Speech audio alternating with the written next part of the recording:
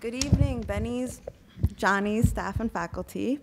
My name is Samira Sheikh, and I am a senior majoring in political science here at CSB-SJU. I have been fortunate enough to be a student coordinator at the McCarthy Center for 3 years of my college career. And I must give due credit to the center, which has provided me with empowerment as well as growth over the years.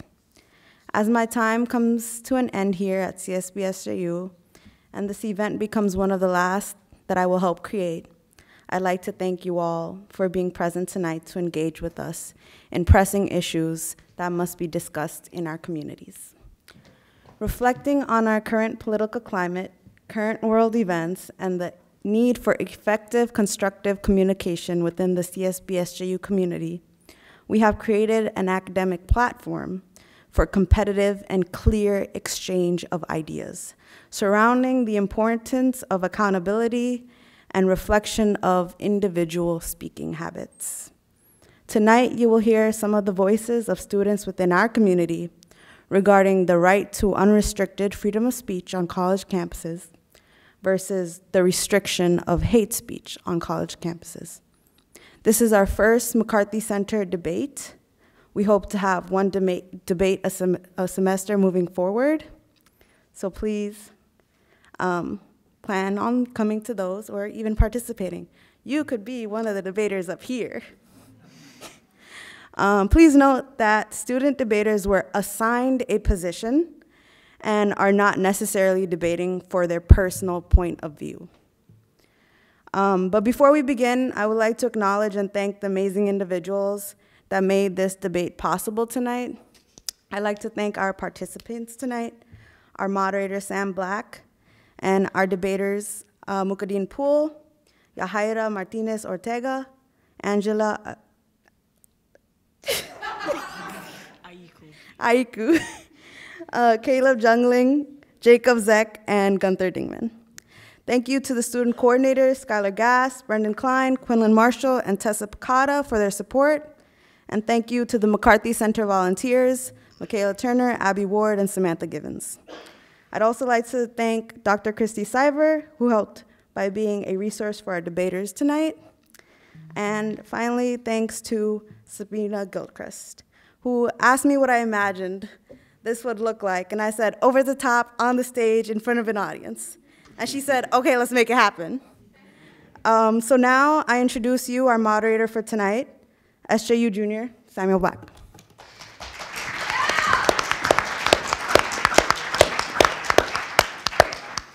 Thanks for coming tonight.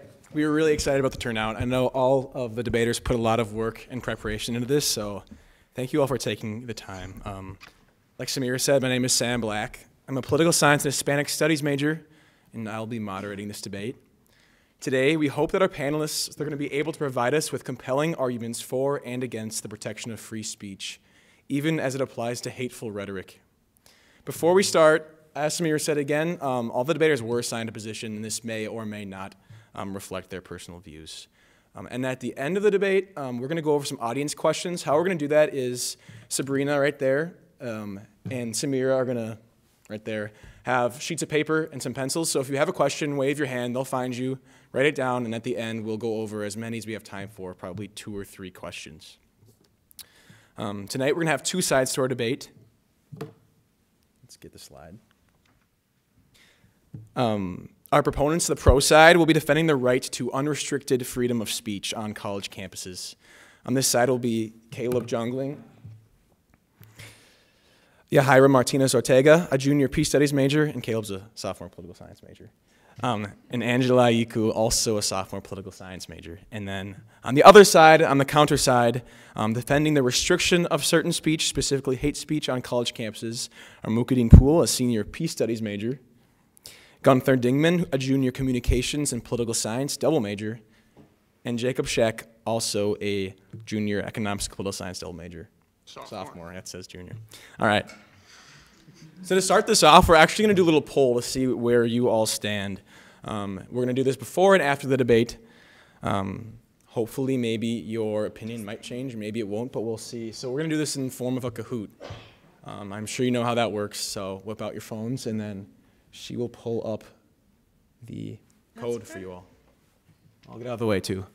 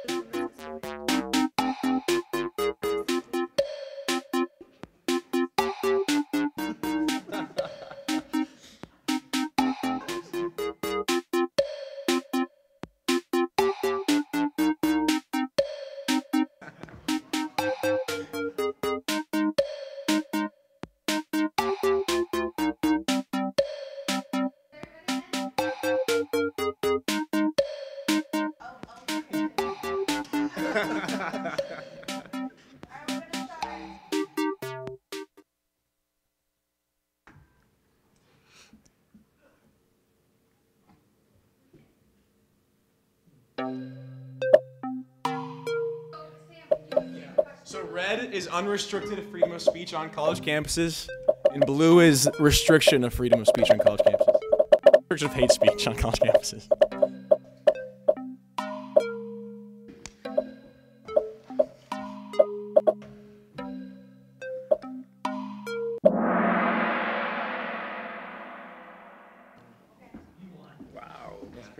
So as of now, the majority of the people in the room believe in unrestricted freedom of speech on college campuses. As I said, we'll do that poll again at the exit. So how this structure is going to work, there's going to be 5 total questions. And the debaters will have 3 minutes to argue their side. So the first side will debate their argument for 3 minutes. The other side will then get 4 minutes in the form of a 1-minute rebuttal and a 3-minute argument. And then the original side will then get 1 more minute as the rebuttal. And then we'll move on to the next question. We'll do that 5 times. And then at 20 seconds, I'll give them a verbal warning. I'll say 20 seconds remaining, and then I'll cut them off when their time is up. And just to introduce the debate a little bit, I'm just going to define some things for everyone. So the First Amendment to the Constitution states that Congress shall make no law respecting an establishment of religion or prohibiting the free exercise thereof, or abridging the freedom of speech or of the press, or the right of the people peaceably to assemble and to petition the government for a redress of grievances. And clearly applying this definition in 2019 can be difficult. Since the amendments were written, our world has become a more dynamic, complicated place, and words travel much faster and further than ever before. While hate speech can be more difficult to define, it's typically considered any language used with the sole purpose of vilification, humiliation, or the incitation of hatred against a group or class of people. As engaged citizens, we are tasked with finding this equilibrium between protecting our liberty, as defined by the First Amendment, and protecting the safety and livelihoods of our friends and neighbors. And just one more kind of rule of thumb, if you get really excited, we ask that you don't clap. If you want to snap, that's more appropriate, just so it's not super time consuming, and don't boo if you're not into something. Just snaps today. All right. So the first question, and this will be first argued by the pro group, so the Unrestricted Freedom of Speech group, will be, does the legal restriction of hate speech on college campuses contradict the idea of a liberal arts education? So, are we doing opening statements? You have opening statements first, I apologize. They're going to give quick opening statements, and then we'll jump into the first question. Thanks. Okay. We believe in unrestricted freedom of speech. We understand hate speech is intrinsically included in unrestricted free speech, but we believe it is better to address hate speech than it being ignored. In fact, we believe in condemning hate speech, and perhaps even more importantly, the right to call individuals out by making it known that what they have said or done is harmful to others. To elaborate, creating a productive climate on campus can bring attention to oppressive behavior and have a conversation to help understand why it is harmful. Instead of the increase and spread of hate speech, tolerance towards racism and hate on college campuses is reducing 6% per year, according to Sean Dennis on free speech and multiculturalism in and out of academia. Yes, Hate speech is a problem, but guess what? Restricting the freedom of speech does not make things any better. The problem is deeper than the surface. And having active listening and understanding creates an informed community. And when we know better, we do better as a community.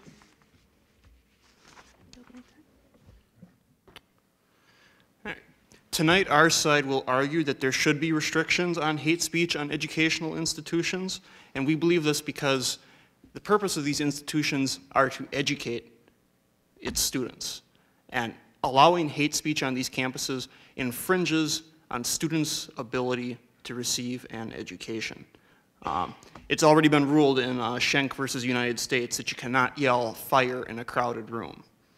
And our side believes that hate speech is in effect yelling fire in a crowded room because hate speech is designed to shut down students who historically have not had the opportunity to receive a college education, and we believe that as an educational institution, we need to be promoting the success of all of our students. All right, so we'll get into the first question now. I'll repeat it. Does a legal restriction of hate speech on college campuses contradict the idea of a liberal arts education? And the Unrestricted Freedom of Speech group will get 3 minutes to give their argument. Yes, the legal restriction of hate speech on college campuses contradicts the idea of a liberal arts education. As mentioned before by Jacob, CSBSJU is an educational institution. The purpose of institutions is to give us information and skills that we can take out into the real world. And as a college campus where the majority of our students are living on campus, we have to acknowledge the fact that our learning does not stop once we leave the classrooms. It happens outside of them as well, whether it's in our extracurricular activities or talking to our friends and our peers. It happens everywhere we go. If we have a restriction on free speech, our students are deprived of the opportunity of growth provided by encountering and debating different ideas which they disagree with. Part of the liberal arts education is knowing how to use information we are learning after graduation. In fact, on the CSBSJU website, there is a Market Your Liberal Arts Education section, which has 10 different skills that you should have by the time you graduate. These skills include critical thinking, analytical thinking, interpersonal skills, a sense of social responsibility, and ethical sensitivity. And perhaps most importantly, the ability to learn. Let me repeat that, the ability to learn. Ironically, students struggle with this skill due to the lack of intellectual humility. According to an article by Vox, intellectual humility is simply the recognition that the thing you believe in might in fact be wrong. As a liberal arts college, we need to be curious about our blind spots and consistently make rigorous inquiries about anything and everything because our ignorance is invisible to us. So, as stated before, unrestricted free speech is an instrumental part of receiving a well-rounded education at a liberal arts college. I yield my time. All right, the restricted group will get 4 minutes to respond for a 1-minute rebuttal and a 3-minute argument. We not only suggest that legal restriction of hate speech does not contradict the idea of a liberal arts education, we actually argue that it enhances our liberal arts education that we get on these campuses. In 2015, Forbes published an article suggesting the top 5 reasons why you should attend a liberal arts education. And the last 2 were that liberal arts graduates are better able to think critically and express their views cogently and convincingly. And then 5, liberal arts graduates have been trained to be curious about the world and about other cultures and other traditions. It's worth noting that if the reason that students are coming to these campuses is for these things, that we should be working as campuses to focus on these things and provide students what they want. Convincing arguments do not utilize hate speech. These arguments create divisiveness and polarization. Limiting the use of these allows individuals to reform their arguments and engage with the other side in a meaningful and instructive way. Hopefully, we all came to college with the intent of learning how to engage in actual dialogue and follow in Nelson Mandela's footsteps, and he advises, a good leader can engage in a debate frankly and thoroughly, knowing that at the end, he and the other side must be closer and thus emerge stronger. You don't have that idea when you are arrogant, superficial, and uninformed. Hate speech can often be attributed to the symptoms of being arrogant or uninformed. Our liberal arts education stresses removing these symptoms from debate and from the classroom rather than allowing them to continue and fester. To get everything we can out of our liberal arts education, we need to restrict the freedom of speech to allow for honest, truthful dialogue, because without this restriction, some people feel oppressed and they feel like their views will not be heard by the other side. And to counteract your point that you mentioned about an informal learning setting, when we go back to our dorm rooms and we go to our extracurricular activities and we learn from one another, I argue that the alcohol policies on campus are the same ways that we could restrict speech and actually teach people in informal ways. Alcohol policies exist. However, I know for a fact that there's students who drink alcohol even though it may be against the policy if they're not 21. And with these policies, people learn about their mistakes. We take surveys if you get in trouble. We talk with our FRs if you get in trouble. And these conversations, these surveys, these times for community service allow us to reflect on our mistakes and then learn how to be better. We reform our opinions during these times if we do this, utilize the same policies to restricting speech. Where if you're found to be using hate speech, you're able to then reform your idea and present it to the other side in a more meaningful way to others. And we need to follow Nelson Mandela's ideas of coming together, learning from the other side, and doing that in a safe and effective way. Because this type of hate speech does not allow both sides to speak in the same manner and come together, learn from each other, and really branch out and accept this liberal arts education where we're supposed to argue convincingly rather than using derogatory terms. Thank you. All right, and the Unrestricted Freedom of Speech group will get 1 minute again to respond. You brought up a good point about weed and alcohol on this campus, but just as hate speech is prevalent on campus, we should be addressing it instead of letting it happen behind closed doors.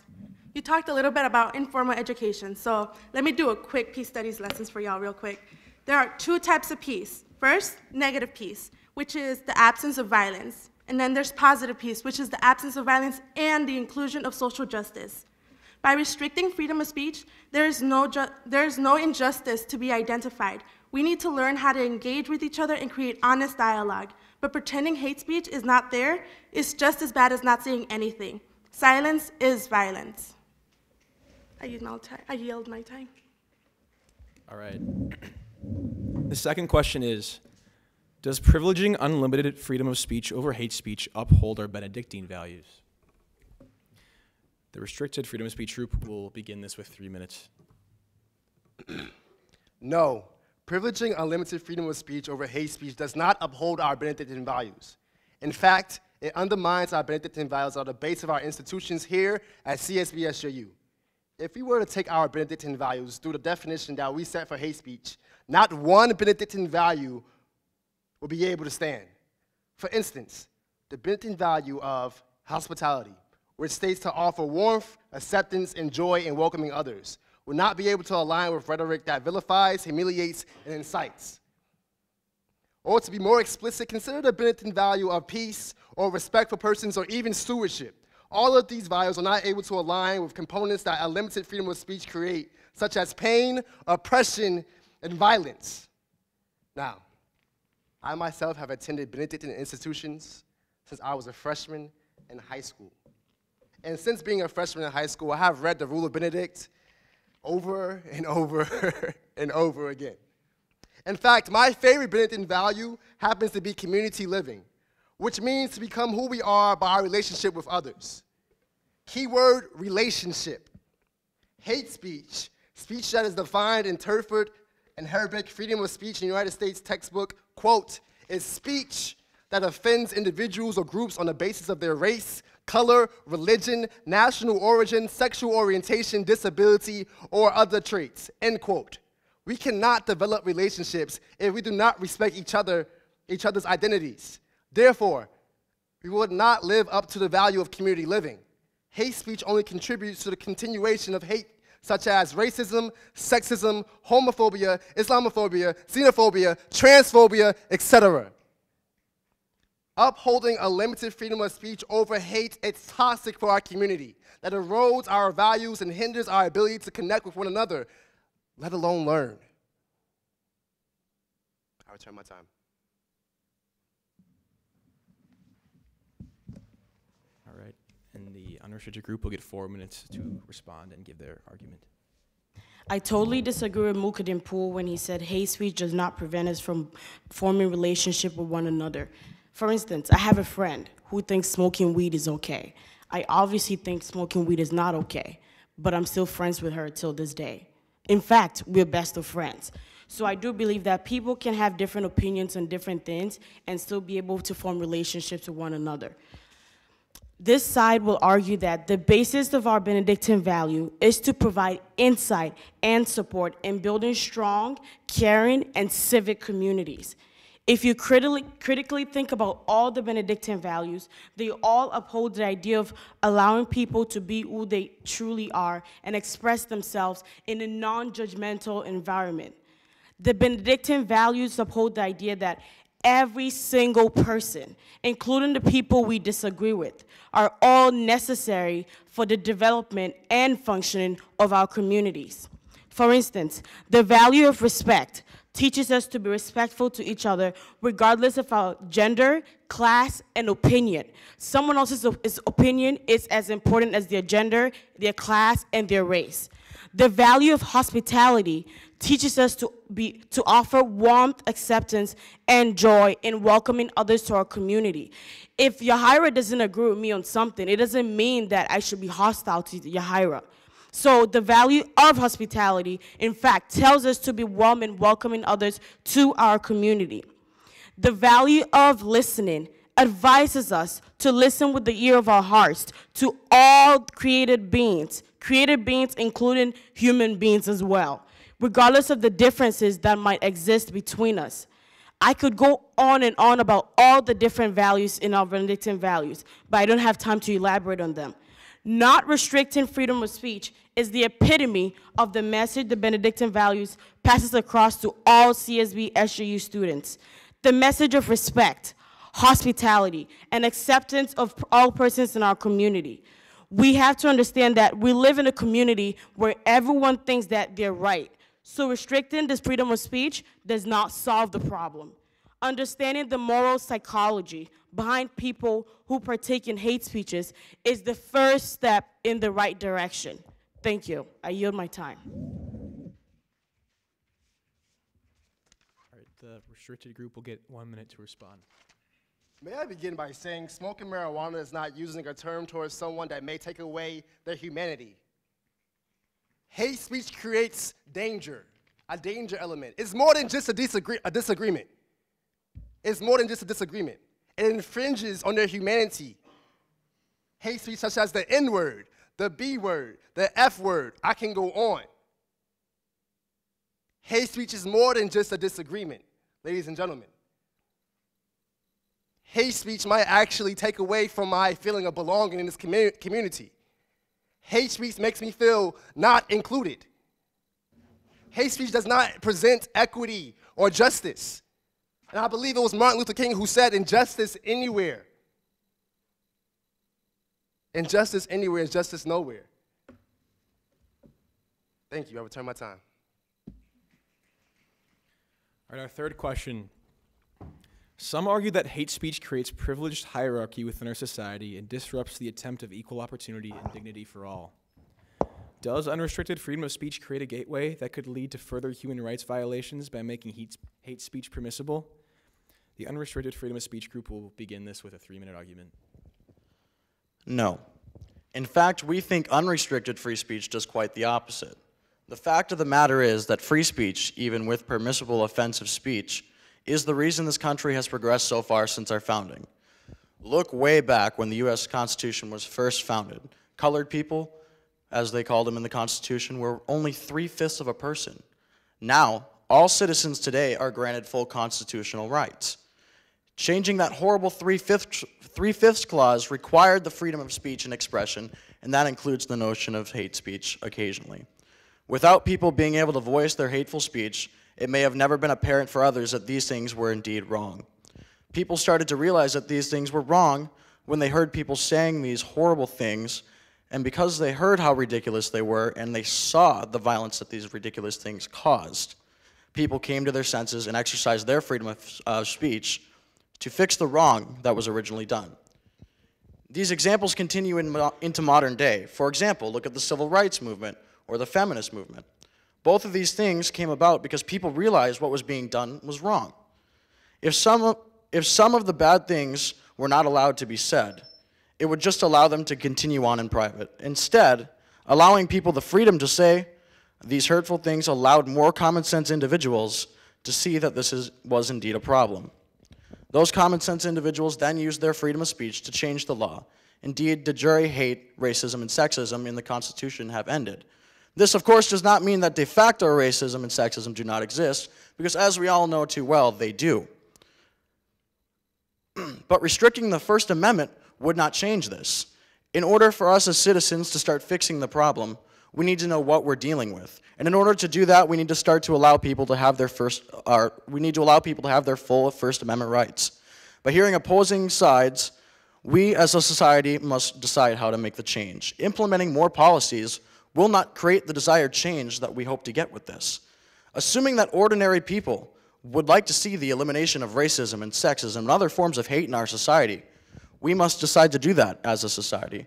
Not more government policy, not policies from schools, but us as citizens. More regulation regularly does not solve the problem, especially because this problem originates in the home. The primary factor of socialization is the family. If your family raises you with some hateful values, then of course you're not going to know any better. If you, with hateful values, were to have those values then suppressed, then no one could ever tell you why those values are hurtful, 20 seconds and left. you would never know. Meanwhile, even with your ability or your opinion suppressed, you will still act in a discriminatory or hateful manner because that's how you were raised. But if we are able to fully express yourself in the community, our community members on campus would become aware of the values you hold, and we could attempt to talk about it and maybe work toward a solution. Thank you. All right, and the Restricted Freedom of Speech group will get 4 minutes to respond. Perhaps it is easy for those who have never felt the stinging darts of segregation to say, wait. Quoting Dr. Martin Luther King from the Birmingham jail, we can see that there is vicious mobs lynching mothers and fathers at will, drowning brothers and sisters at whim, and hate-filled policemen cursing, kicking, and even killing black brothers and sisters. Quoting again, when you see the vast majority of your 20 million Negro brothers smothering in an airtight cage of poverty in the midst of an affluent society, we can see that the restriction of hate speech wouldn't have changed anything right there. Those were actual physical acts of violence that people were allowed to perpetrate, and it was policy that affected those changes and not just allowing them to spout their racism over and over and over again. So perhaps it is easy to say for those who have never felt the stinging darts of hate speech to say, listen. But unrestricted freedom of speech does create a gateway that could lead to further human rights violations, and it's because we allow hate speech to be made possible. Public health scholars Izzeldin Abuelesh and Neil Ira argue in their article, Hatred, a Public Health Issue, say that hatred can be conceptualized as an infectious disease, leading to the spread of violence, fear, and ignorance. Hatred is contagious. It can cross barriers and borders. And as the colleges require us to have updated vaccines to protect us from the infectious diseases that could possibly harm us, shouldn't they be allowed to do the same in regards to hate speech to stop the spread of violence, fear, and ignorance? And while equating it to hate speech to a disease may not seem like a perfect comparison to some of you, it does lead to a normalization of attacks on individuals' humanity. And using modern examples of this, we can see it at the border. Calling undocumented immigrants who have traveled to the United States in search of a better life rapists, drug dealers, and other sorts of criminals, we are denying those individuals the humanity that they so deserve.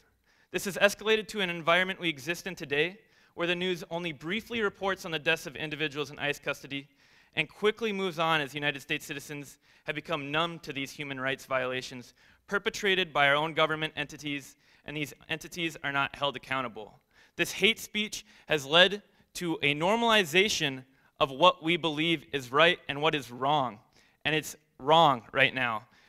Restricting hate speech allows us to see what is wrong and reform our arguments in a better, more structured way to have real policy debates rather than bullying on issues that lead to the degradation of other humans' humanity. I yield the rest of my time. And the unrestricted group will get their minute to respond. Well, of course, we would never support the violence toward any individual. The fact of the matter is, no, I have not experienced the racism, and I wouldn't think that you have either. But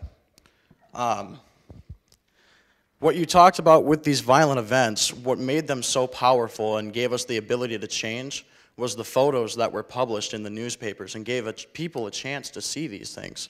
Photos are also protected under the First Amendment as expression. And if those actions are deemed as hateful, then restricting hate speech would also restrict those photos. So the First Amendment was incredibly important to all of these events. Also, I'll just leave it there because I only have 20 seconds. Thank you.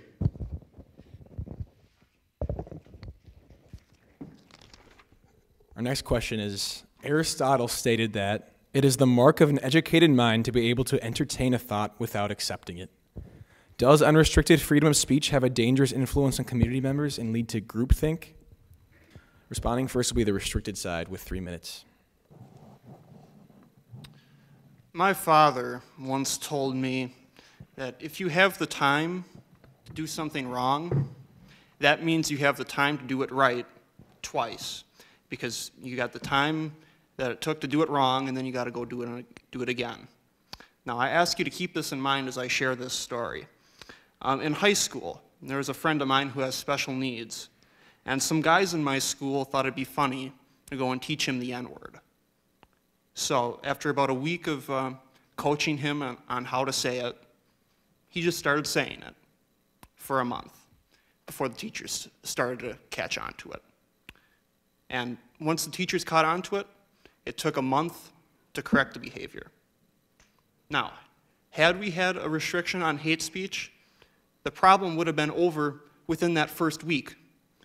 It wouldn't have taken 2 months of him saying the N-word whenever and wherever he pleased, and harming the community in the process to correct the problem. Now, I share this story because not everyone has the same playing field when it comes to evaluating hate speech. Everyone comes from a different educational background. The education I received in Little Kewanee, Wisconsin, is not the same education someone receives at Cretin-Derham Hall or any other high school anywhere across the country. And the key thing to understanding hate speech is critical thought. And critical thought is not being taught in our schools. The standardized tests that we all took to be here, they're all based on memorization. There's little to no critical thought being evaluated in those standardized tests. And therefore, the school curriculum is designed around memorization, not critical thought. And because of this, we've got members of our community that are not able to evaluate hate speech. And hate feeds on ignorance. Hate is not something that any rational person could come to support. But if you don't know what you're dealing with, that's how hate gets embedded in you. So I encourage us to get it right the first time. Let's cut this problem off at the head and not let it fester, because the cost of letting hate speech develop through free speech and then correcting the problem is far greater than simply cutting it off right at the start. All right. The unrestricted side will get 4 minutes to respond. Okay. First, I'd like to state our thing first. So first, we do not see a person's First Amendment rights posing a danger to our community, and I'd like to rebuttal your side as well. You mentioned that not everyone gets the same educational playing field. that doesn't sound like a First Amendment right issue. That sounds like an issue that we can fix long before college by overhauling our education system and actually promoting change that way instead. Secondly, you also mentioned that students aren't prepared to rid themselves of these bad ideas when they come to college. Then we as an institution should be preparing them as a part of the orientation. Tell people why tolerance toward others is good. At orientation here at St. John's, we spent nearly an entire day doing this. We could also have civil discussion with those who still wish to hold hateful or opposing views. More than likely, as it is in the goals of most universities to teach people to be tolerant of one another, when the question talks about uneducated students, it is referring to first years because they have the least amount of experience in college. However, according to the Journal of Political Psychology, tolerance for racism and hate are decreasing every year. So the fact of the matter is that there are very few college students today who actually believe in these hateful words and hateful actions. Moreover, the norm on college campus is semi-skewed to the left. People with a leftist ideology are 60% more likely to be intolerant of hate. As I mentioned in the previous section, the primary factor of socialization is the family, while the second most influential factor would be your friends in the community. Therefore, in order to fit into a new community, almost every person, according to sociologists, will conform to the norms of that community. Therefore, because the norm on college campus is intolerant of hate, it is almost certain that most students will follow suit. But I'm pretty sure my friends on the other side would likely rebuttal this by saying, well, there are always those nonconformist students that will continue to stick to their views no matter what. This, of course, is true. Those students do exist. But even though they are a minority, they would stick to their hateful views or could be influenced by those with hateful views because they don't know how to entertain a thought without accepting it. But we say that restricting the First Amendment is basically, in essence, throwing a blanket over the issue. It doesn't solve it, it only hides it. Even if we were to restrict what could be deemed as hateful speech on campus, the school can't stop what's being said in private. Silencing these people will not solve the problem, it'll just cover it up. If we really wanted to solve the problem, we'd have to strike it at its heart. By letting people speak their minds, we would be able to know who has these hateful ideas. Then, in order to make progress, we could have civil discussion with them. In order to do that, though, we have to be able to speak our minds. A professor and a philosopher once wrote, "I'd rather know my enemy instead of hiding him. So that way I can keep an eye on him." Therefore, we say instead of covering up the problem, let us actually attempt to solve it. Also, because hate speech is a very legally undefined term, it allows our universities to tell us what we can think and say. For example, if you are a pro-life Republican, the university could view your opinion as hateful toward women, thereby eliminating a viable opinion on a very hot topic issue. It would also eliminate any chance at discourse on this issue. It could be the same if you're a Democrat. If you took a similar stance to Barack Obama on illegal immigration, on which he was quite tough, then you could be said to hate immigrants. More than likely, though, this is not the case, but rather it is a matter of political opinion that could be silenced because we restricted such an undefined term such as hate speech. Yield my time. And you'll get 1 minute to respond. All right, you pointed out that the issue of everyone not being able to fully evaluate hate speech is not a First Amendment issue. Well, I agree with you, it is not a First Amendment issue, but it is a practical one. We live in the real world here. The idea of free speech and debate may work nicely in a vacuum.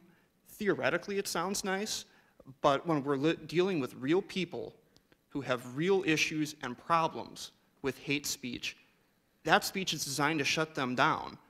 And when you're using that speech and excluding them from the debate, that debate that you're envisioning can't even get off the ground. So while free speech may be nice in an ideal world, we do not live in an ideal world, unfortunately. All right, and this is our fifth and final question before we do a couple audience questions. Some argue that the argument should not be about the idea of what is being said, but how it is being presented and where it is being presented. Reflecting on incidents within our community such as the Build That Wall link incident and many others regarding the unrestricted freedom of speech on college campuses, should such incidents be allowed? Starting with 3 minutes is the unrestricted group.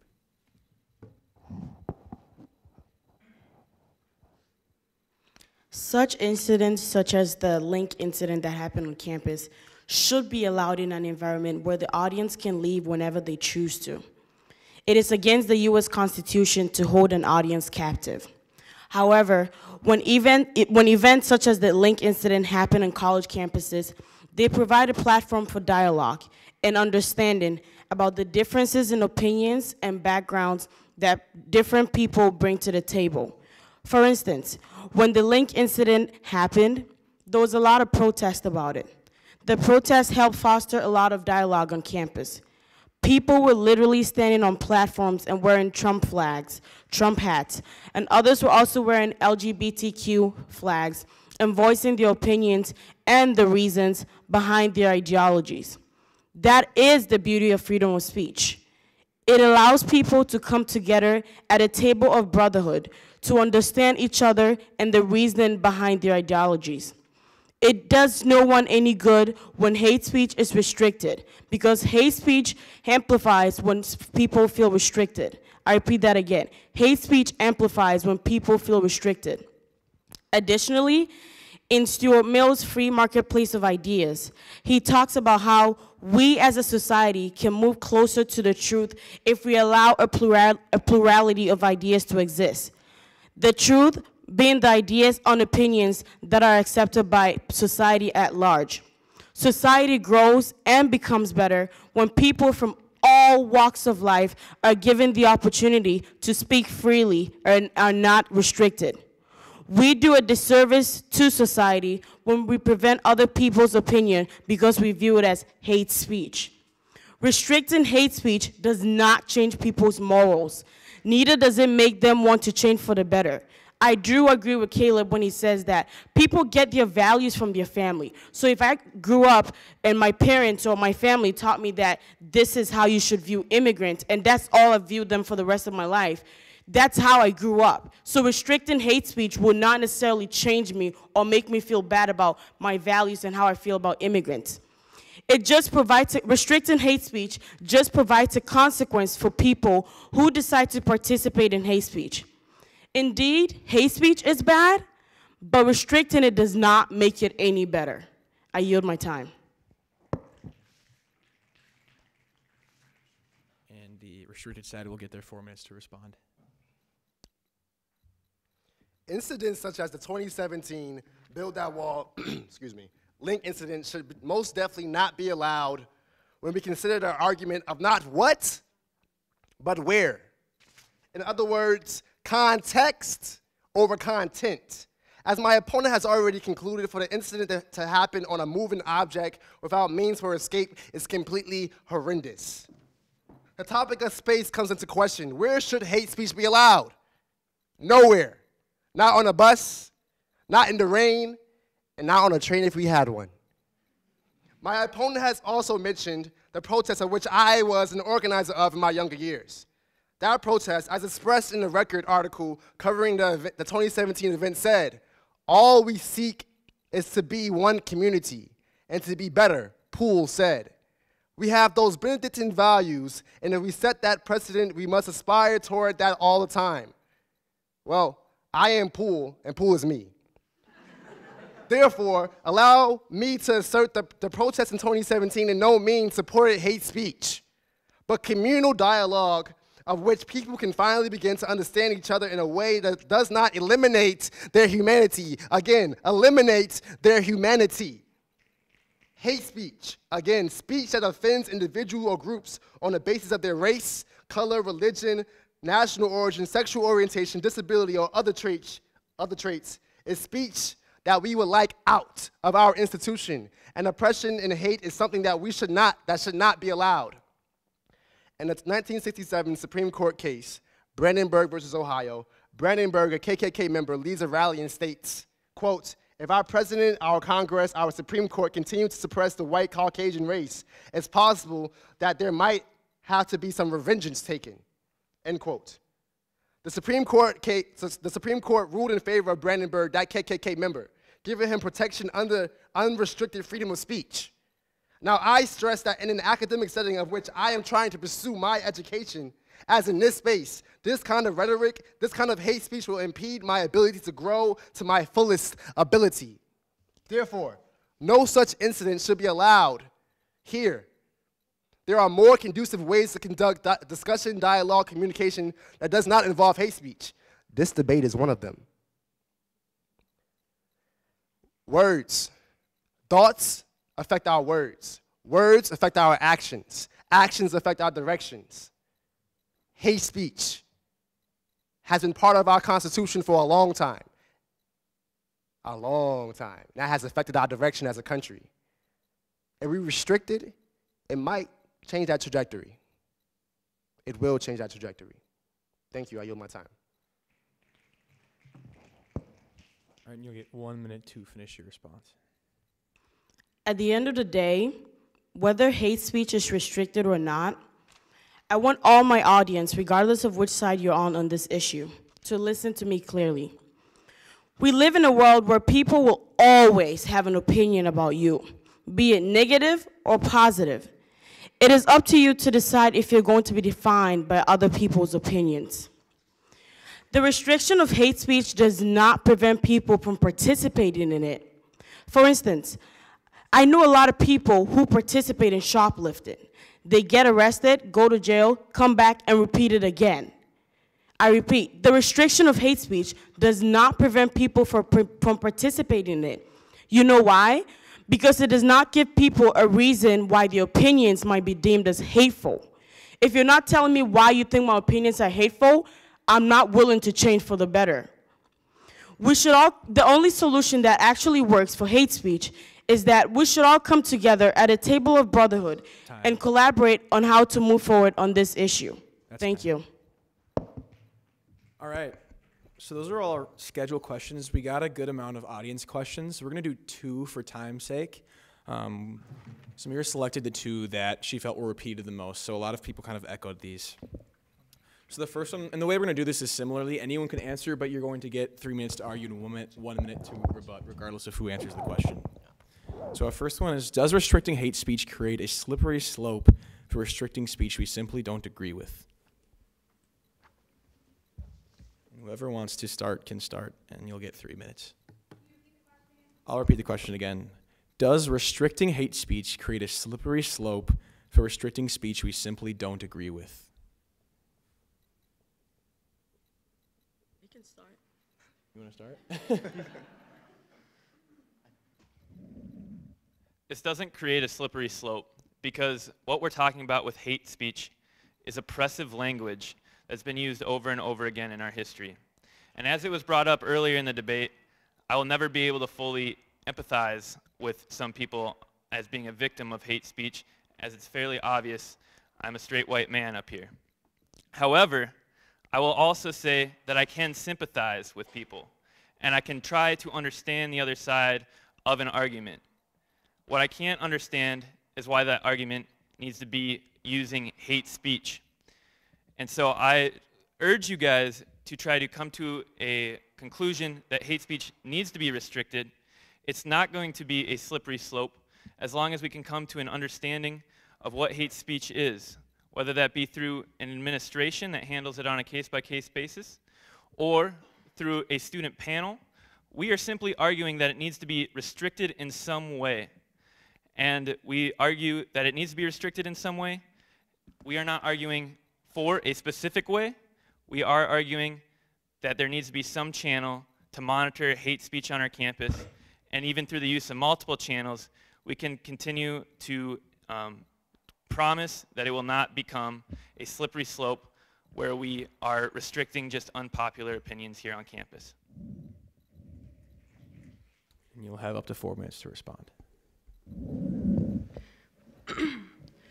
Muqkadeen Poole brought up a lot of good points about, got a lot of great definitions about what hate speech is. But honestly, hate speech doesn't really have a clear definition. You can decide what hate is depending on your own personal views. But honestly, when you're restricting hate speech, who's restricting it? Is it the students who decide? Is it the administration? Or worse, do we really want the government to decide what we're allowed to say or not to say? Secondly, he made a really good point about not being able to learn about what we're saying, but honestly, I guess I'll give a personal example. Where I grew up, my background, it was okay to say the N-word. It was okay to throw it around as if it was okay for me to use it. And coming here, I learned real quick, like that it's not okay to use it. But I would have never learned that if I wasn't told that it was wrong. You know, that wasn't hate speech to me. I wasn't aware that that's what hate was. And honestly, by restricting free speech, I wouldn't have known that. I wouldn't have known either, like, hate, this whole, like, unrestricted free speech is a process of learning and being able to understand that some things just aren't okay. Or even better, like, always moving forward in a progressive way so that we can become better as a community. And it's not going to be a slippery slope where hate is going to keep on spreading, because we're addressing it. We're not just letting it hide in the shadows. I yield my time. All right, and any of you can respond, but you'll have 1 minute combined to do so. I believe if you were coming here and there was policies on restricted hate speech that you would know not to use the N-word, if we did have that. For the question of the slippery slope, I believe we've been on a slippery slope since we first made the Constitution. A slippery slope of racism, a slippery slope of sexism, a slippery slope of homophobia. That has now created a society of which we are in now. So we've been on a slippery slope already. So why not change of which we already created? The problems that are already founded in our Constitution. Let's get off this slippery slope.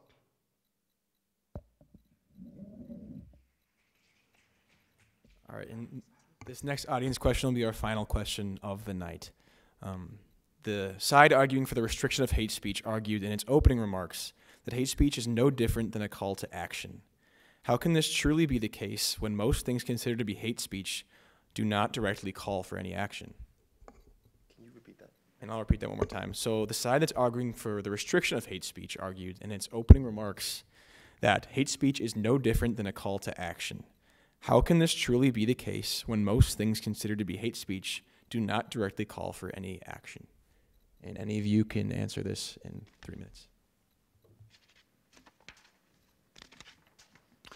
Well, I would say that while the use of racial slurs may not in of itself be a call to action, the collective use of that as it builds up within a community is in itself, that collective action is a call to the broader idea of racism, sexism, homophobia, that from which the hateful speech derives of. So to say that any individual word is a call for action, no, but the ideas on which those words are coming out are, and those ideas are harmful to members of this community, and because of that, they need to be restricted, because again, these are educational institutions. Promoting these ideas on these campuses will do nothing but destroy and harm our community. There's nothing productive that can come from a debate where the humanity is being removed from one side of that debate before the debate even begins. So, so while the freedom of speech side argues that free speech levels the playing field, it doesn't. Restricting free speech levels the playing field because we're having one side of the debate that feels safe and comfortable to express its point of views. All right. So any of you can respond, and you have up to 4 minutes to do so.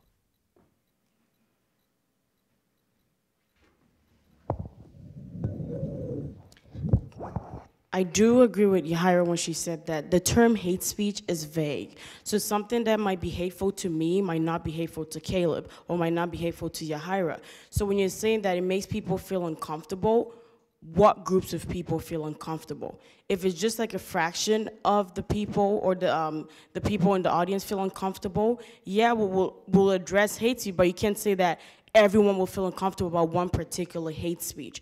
And also, we're not promoting hate speech. We're just saying that if you give people the opportunity to voice their ideas and the reasons behind their ideas, they're more likely to change for the better and have different and more positive ideas instead of restricting them. Restricting me from saying something doesn't mean that I'm not going to say it again. And plus, when we talk about restricting, who is going to walk around on a daily basis and say that, oh, you can't say the N-word?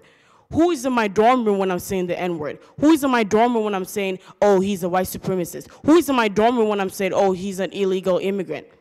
There's no one who walks on a daily basis to restrict you from doing that. So even having a restriction on hate speech itself doesn't hold people accountable on a daily basis. We're not promoting hate speech. We're just saying that if you give everyone the opportunity to voice their opinions that you are deeming as hateful, then they're more likely to change for the better and understand why you're deeming their opinions as hateful. Not giving them the opportunity to say something and just telling them not to say anything at all, it's worse. Because at the end of the day, whether you like it or not, people will always say negative stuff, regardless. So it's better if you let them say it in the open and then know that, oh, what she said is wrong, I'll correct her, instead of letting them say it in their dorm rooms. My mom used to say this, it's better the devil you know than an angel you don't know. I'd rather know that she's a thief and he's not a thief than her pretending not to steal my stuff. So it's like, at the end of the day, you have to know who is saying these things in order to correct them. You restricting them doesn't make them not want to say it. They're going to say it regardless. So that's how I feel about the question. Thank you. And any of you have up to a minute to respond. My question is, where is the accountability? My opponents assert an argument that is post facto. People get punished after, they may get punished after the point they said a hateful word. They might be. I like this, impact over intent. Impact over intent. Impact is action. Impact is action. When someone says a hateful word to me, there's action being done to me. I am being hurt, trauma is being resurfaced to me, and I am unable to study for my tests, my quizzes, and do papers in the educational environment. And there is no consequences present for the person, the perpetrator, who committed that act. 20 seconds left. Therefore, let's remember, there are targets present when hate speech is being spewed out. And there's no consequences for the individuals who do that if we go with the argument of my opponents. Thank you. I yield my time. All right, so you can all give a quick hand to all of the debaters today.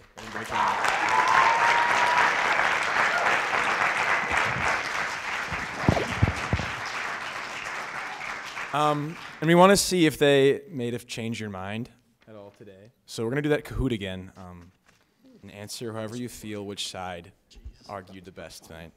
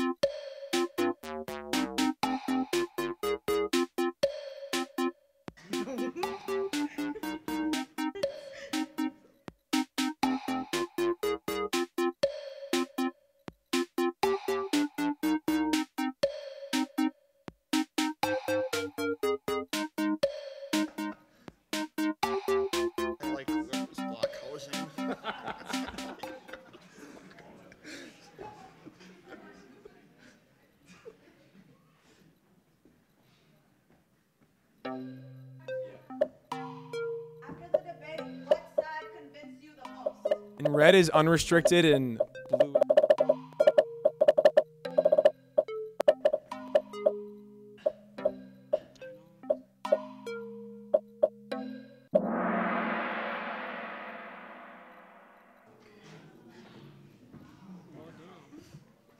So the opinion of the room changed. Good job, everybody. Thank you all again for coming tonight. This was a really great first debate, a great turnout. And also we want to thank the Communication Club. They're co-sponsoring this, and they were super helpful. So thank you, Com Club.